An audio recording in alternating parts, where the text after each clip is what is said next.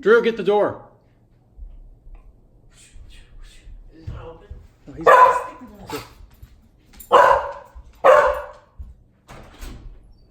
Get out of the way, Drew. It's the house of Buster. So I'm going to have you step, and I'm going to have you stand on the leash. Stand. Stand. Yep. There you go. Perfect. All right.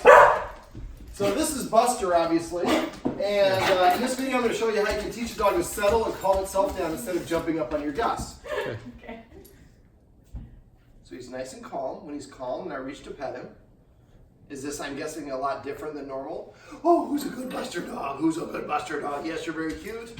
Yeah, So if someone pets him, he does kind of calm down. he calms down. Okay. So the problem is when a dog jumps up on a person, that's especially when they arrive, that can be the dog's way of claiming them. So what I'm doing is we're using the leash here to prevent the dog from reaching the guest. Okay. And we want your guest to stand just outside the reach, turned sideways. Make sure you're standing on it, not holding it. Okay. And then basically what we do is we don't say a word. We just come in, we just hang out here. And this is like a good setup. A lot of people will set it up so like have the guest just come right up here so the dog can only make it to about here. I'll show you a collar that'll stop that coughing, hitting the trachea.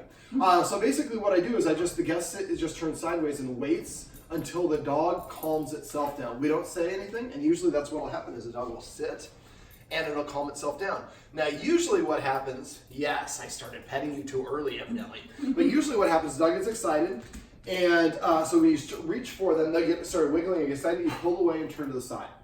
And again, we're not saying anything. This is basically a form of what's called operant conditioning.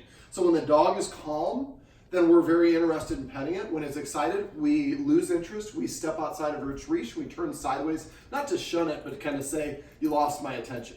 And then as soon as the dog does it on its own, then the person re-engages. So really the dog decides when the person when they get petted.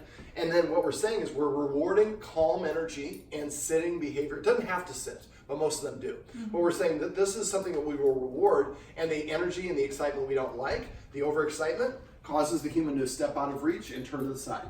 I would have, we have kids in the house. When the kids come over, I would have them arranging, that a rule for their friends. So before you get here, you call and text us. Whoever it is can stand on the leash. Now, some people also, if it's just you have a beautiful home, but you could take a leash and wrap it around here, run it through the handle, and for a 6-foot leash, the dog would probably only be able to get to here anyways. So this way, if it's only one of you here, you can do this without having to have somebody else, and obviously you won't be filming it. Okay.